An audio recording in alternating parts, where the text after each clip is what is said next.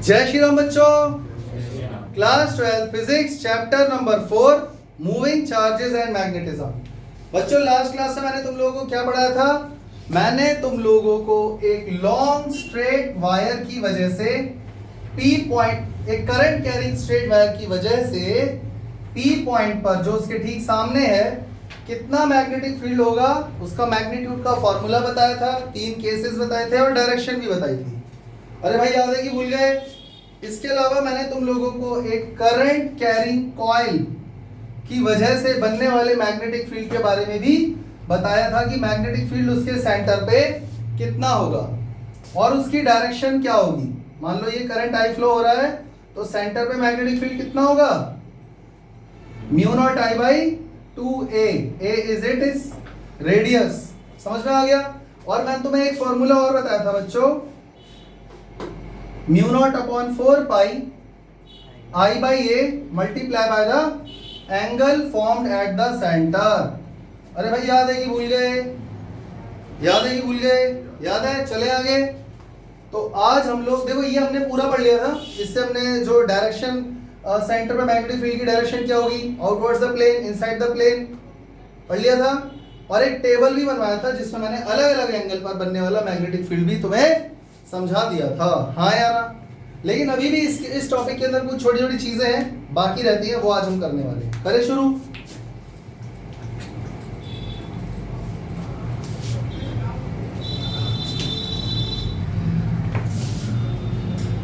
Case number 1। Case किस चीज का है बच्चों? Current carrying coil. ये जो मैंने अभी यहाँ पे ड्रॉ करी थी वही करंट कैरिंग कॉइल है, पर एक नहीं है, 2 है। 2 कंसेंट्रिक करंट कैरिंग कॉइल है जिनमें सेम करंट फ्लो हो रहा है बट उनका रेडियस अलग अलग है। मेरी बात समझ में आई या नहीं आई? 2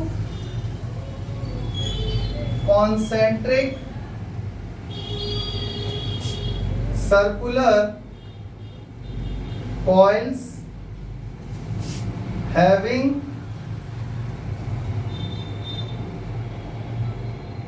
same current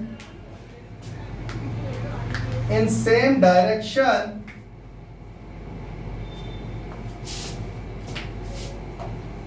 हाँ ठीक है, ऐसा कर सकते हैं।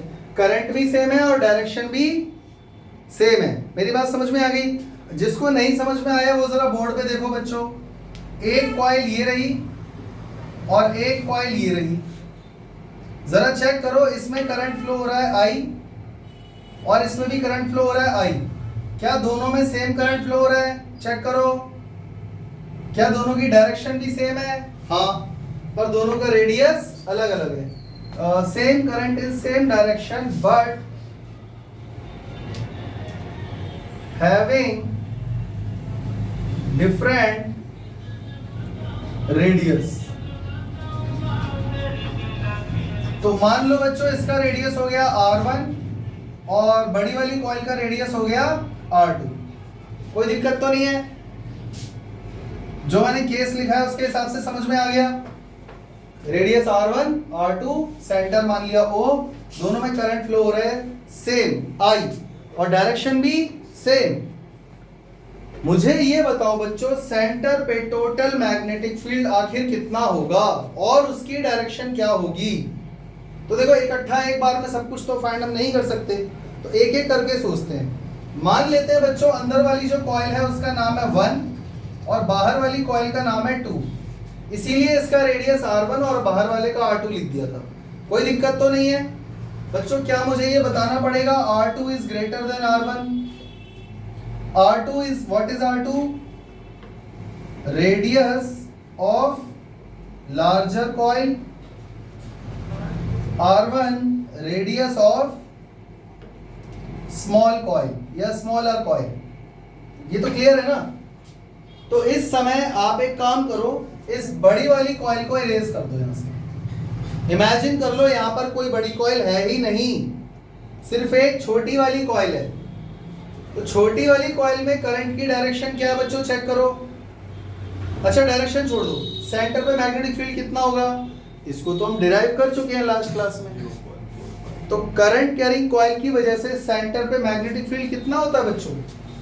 इसको नाम दे देते हैं B1।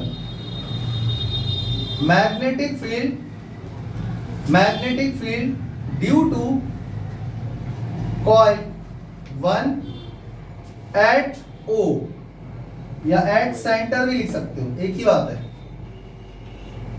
कितना होगा बच्चों, चेक करो, जल्दी बोलो। Mu naught upon 4 pi I by A multiply by 2 पाई। कोई दिक्कत? और देखो, क्योंकि यहाँ पे अगर मैं पाई से पाई और 2 से 4 को क्रॉस करता हूं तो कुल मिला के ये हमारा आंसर क्या आ जाएगा? हमारा आंसर आ जाएगा mu not I by 2 R1। सही है गलत? अब B2 बताओ कितना होगा। अब अपने दिमाग से ये छोटी वाली कॉइल को गायब कर दो, कॉइल 1 को गायब कर दो। इमेजिन करो सिर्फ एक बड़ी कॉइल है यहाँ पे, तो उसकी वजह से सेंटर पे मैग्नेटिक फील्ड कितना होगा? फॉर्मूला तो सेम ही रहेगा। तो व्हाट इज B2?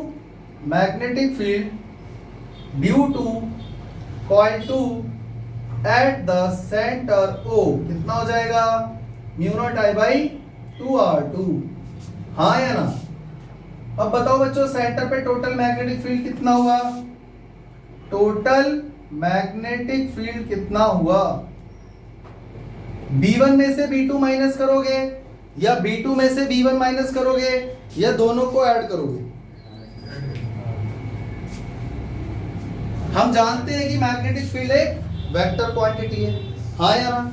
तो आप चेक करो और राइट हैंड थंब रूल लगाओ, करंट इसमें ऊपर जा रहा है, तो अगर ऊपर जा रहा है तो इधर मैग्नेटिक फील्ड अंदर जा रहा होगा और सेंटर से बाहर आ रहा होगा। तो छोटी वाली कॉइल की वजह से मैग्नेटिक फील्ड कहाँ आ रहा है? Outside the plane. बड़ी वाली कॉइल की वजह से मैग्नेटिक फील्ड देखो यहां से अंदर जा रहा है और सेंटर से बाहर, आउटसाइड द प्लेन। दोनों मैग्नेटिक फील्ड की डायरेक्शन सेम है सेंटर पे, आउटसाइड द प्लेन, हाँ या ना? और अगर सेम है तो हमें भैया माइनस क्यों करें भला? ऐड ही तो करोगे, बोलो हाँ। तो हमारे पास B नेट कितना आ गया, जल्दी बोलो। Mu not I by 2R1 plus mu not I by 2R2। तो B नेट कितना हो गया, जल्दी बोलो। Mu not I by 2 bracket में 1 upon R1 plus 1 upon R2। Equation number 1। कोई दिक्कत? तो सॉरी, इक्वेशन नंबर 1 दे चुके हैं ना, 1 2 3, बल्कि इसको इक्वेशन दे ही रहे हो, यहाँ पे सीधा टेस्ला लिख दो, ये तो हम फाइंड कर रहे थे। कितने बच्चों को यहाँ तक की कहानी समझ में आ चुकी है? समझ में आ गया? अब ये बात रट लो, जब भी दो करंट कैरी कॉइल होंगी और अगर उनमें सेम डायरेक्शन में करंट फ्लो हो रहा होगा तो टोटल मैग्नेटिक फील्ड सेंटर पे हम दोनों का ऐड कर देंगे। वो इसलिए क्योंकि दोनों की डायरेक्शन सेम है। कोई दिक्कत? अच्छा, इसी के अंदर बच्चों अब तुम एक और केस ऐड कर लेना। अगर मैं ये पूरा एरेज करके दोबारा सब कुछ लिखने बैठ गया ना तो तुम्हारा टाइम वेस्ट होगा। केस 2 बना लोगे तो मैं यहाँ कुछ चेंजेस करने जा रहा हूँ, ध्यान से देखना बोर्ड पे। और ये फॉर्मूला ना अभी कहीं लिख देते हैं, यह एक काम करते हैं, हाँ ठीक है, इसको ना ये फॉर्मूला बच्चों याद रखना। क्या आया हमारे पास? Mu not I by 2 1 upon R1 plus 1 upon R2। इसको ऐसे मैंने कोने में बंद कर दिया। ये फॉर्मूला मैंने थोड़ी देर के लिए यहाँ पे लिख दिया है, बाकी पार्ट में इरेज करने जा रहा हूँ, ठीक है? तो अब हम चलते हैं बच्चों केस 2 की तरफ। Case 2, 2 concentric circular coil having same current but in different direction। अब बच्चों मैंने क्या कर दिया? डायरेक्शन चेंज कर दी। in different direction but having different radius, और रेडियस भी अलग अलग है। तो सेम फिगर ऐसा ही बनेगा, बस खाली क्या हो जाएगा यहाँ पे, किसी भी एक कॉइल में डायरेक्शन चेंज कर दो।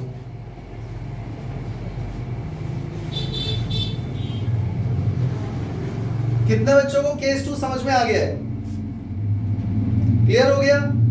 चेक करो, करंट सेम है दोनों में, करंट दोनों में सेम है I, रेडियस एक का R1 है एक का R2 है। छोटी वाली कॉइल में करंट फ्लो हो रहा है एंटी क्लॉकवाइज, बड़ी वाली कॉइल में फ्लो हो रहा है क्लॉकवाइज। क्लियर हो गया? अब जल्दी बता दो B1 की वैल्यू कितनी होगी? बच्चों B1 की वैल्यू यही होगी क्योंकि मैग्नीट्यूड थोड़ी ना चेंज हो जाएगा, और B2 की वैल्यू भी यही रहेगी, मैग्नीट्यूड में कोई चेंज नहीं आएगा, पर क्या डायरेक्शन में चेंज आएगा। तो बच्चों टोटल मैग्नेटिक फील्ड में इस बार प्लस करेंगे या माइनस करेंगे? माइनस करना पड़ेगा। किस में से किसको माइनस करोगे? B1 में से B2 या B2 में से B1? B1 में से B2। रीजन? एक एक बच्चे ने बोला सर B1 में से B2 माइनस करेंगे, तो भैया B1 बड़ा हो गया क्या B2 से? माइनस करेंगे, ये फैक्ट है। देखो मेरी बात सुनो, छोटी वाली कॉइल में करंट ऊपर जा रहा है, तो ऐसे पकड़ोगे तो सेंटर से मैग्नेटिक फील्ड बाहर की तरफ आ रहा है, आउटसाइड द प्लेन, सही है। बड़ी वाली कॉइल में करंट में नीचे जा रहा है, इसको ऐसे पकड़ोगे तो अंदर जा रहा है, इनसाइड द प्लेन, डायरेक्शन अलग अलग है। तो बी नेट फाइंड करने के लिए होना तो माइनस है, पर आपको ये कैसे पता चला कि B1 बड़ा है या B2 बड़ा है? सिंपल सी बात है, आप चेक करो, इसमें भी I करंट फ्लो हो रहा है, इसमें भी करंट तो उतना ही है I, लेकिन यहां से इसका डिस्टेंस कम है और यहां से बड़ी वाली कॉइल का डिस्टेंस ज्यादा है, तो B2 छोटा हुआ ना, क्योंकि इनवर्सली प्रोपोर्शनल टू R है। तो हम लोग B1 में से B2 को माइनस कर देंगे, कोई दिक्कत?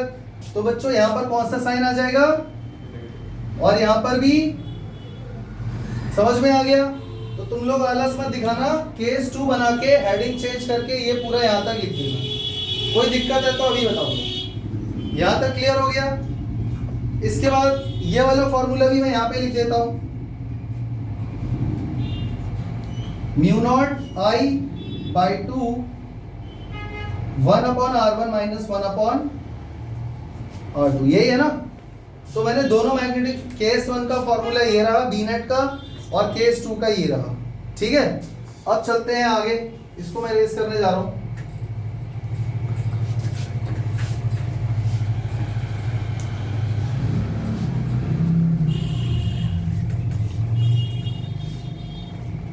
तो जो अभी हमने दो मैग्नेटिक फील्ड फाइंड करे हैं सेंटर पे, जब सेम डायरेक्शन में करंट था, जब ऑपोजिट डायरेक्शन में करंट था, तो जो हमारे पास दो मैग्नेटिक फील्ड आए हैं, अगर मैं कहूं कि उनका रेशियो फाइंड कर दो, find the ratio of two magnetic fields in two cases. ये हेडिंग मत डाल देना, वो तो बस मैंने इरेज नहीं करा, ये है आपकी मेन हेडिंग। तो अब आप चेक करो रेशियो कैसे निकालोगे, रेशियो कैसे निकालोगे? B net upon B net 1 नाम दे दो और बी नेट 2 नाम दे दो।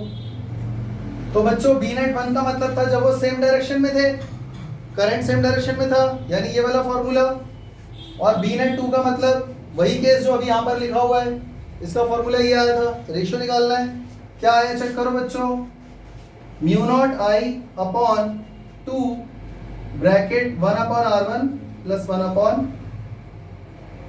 और इसके डिनोमिनेटर में क्या आ जाएगा, mu not I upon 2 1/R1 minus 1/R2। कोई दिक्कत बच्चों? चेक करो, म्यू नॉट I बाई 2 से mu not I by 2 cut जाएगा, तो रेशियो क्या आया हमारे पास, जल्दी बोलो, रेशियो क्या आया बच्चों? इसको सॉल्व करोगे तो क्या आ जाएगा, R1 R2 plus R1, numerator और डिनोमिनेटर में R1 R2 माइनस R1, सही है, ये भी कट जाएगा। तो हमारे पास फाइनल रेशियो क्या आ गया, R1 प्लस R2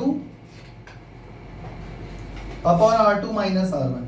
बच्चों यही क्वेश्चन मान लो एमसीक्यू में आ गया और 4 ऑप्शन उसने दे दिए, तो किस पे टिक करोगे रेशियो में? समझ में आ गया? तो इसमें और एक मजे की बात ये देखो, हम रेशियो किसके निकाल रहे थे, मैग्नेटिक फील्ड का, और देखो रेशियो में ना तो करंट नजर आ रहा है, करंट है ही नहीं इसमें, करंट से इंडिपेंडेंट हो गया ये, ऑब्वियस सी बात है भाई, जो कॉइल का रेडियस है उसी हिसाब से तो रेशियो निकलेगा मैग्नेटिक फील्ड का, तो उसमें रेडियस का ही तो रोल प्ले होगा। समझ में आ गया बच्चों? यहां तक याद रहेगा? चले आगे। अब बच्चों इसके बाद ये पार्ट मैं रेस कर दे रहा हूं, यहां तक नोट डाउन कर लेना। अब हम लोग क्या कर रहे हैं,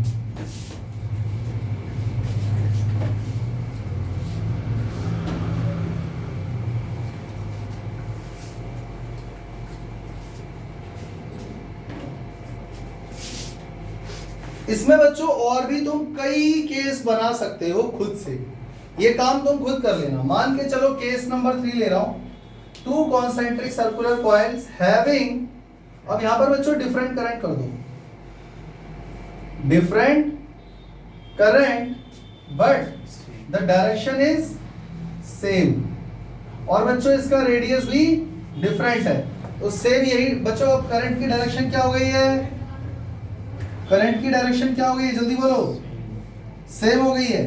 पढ़ लो, ऊपर केस पढ़ो, लेकिन करंट की वैल्यू अलग अलग है, ये I1 है, ये I2 है। समझ में आ गया? तो जल्दी से मुझे B1 की वैल्यू बता दो, mu naught I1 upon 2R1। B2 की वैल्यू भी बता दो, mu naught I2 upon 2R2। बच्चों B नेट फाइंड करने के लिए दोनों को ऐड करोगे या सब्ट्रैक्ट, ऐड करोगे या सब्ट्रैक्ट? अरे करंट सेम डायरेक्शन में है ना, तो मैग्नेटिक फील्ड दोनों का बाहर आ रहा है, बाहर आ रहा है तो ऐड करोगे, यानी B1 प्लस B2। तो B नेट कितना आ गया बच्चों, चेक करो, म्यू नॉट कॉमन है, इस बार 2 कॉमन है, ब्रैकेट में I1 bye R1 plus I2 bye R2। समझ में आ गया? इसी में बच्चों अगर मैं डायरेक्शन ऑपोजिट कर दूं तो क्या होगा, अगर मैं डायरेक्शन ऑपोजिट कर दूं करंट की तो यहाँ माइनस आ जाएगा, फिर इसका भी रेशियो निकलेगा, लेकिन उस रेशियो में I भी इंक्लूड होगा। समझ में आ गया? लेकिन उस केस में आप ये नहीं समझ पाओगे कि B1 में से B2 माइनस करना है, B2 में से B1। वो इसलिए हो सकता है I2 करंट बहुत स्ट्रॉन्ग हो, I1 वीक हो, तो पास होते हुए भी उसका मैग्नेटिक फील्ड कम है, तो वो केस टू केस डिपेंड करता है। तो इसीलिए बेहतर होगा इसके ऊपर न्यूमेरिकल कर लेना। मेरे ख्याल से इस टॉपिक से रिलेटेड क्वेश्चन कैसा आएगा उसका आइडिया तुम लोगों को लग गया होगा, लग गया? चले आगे।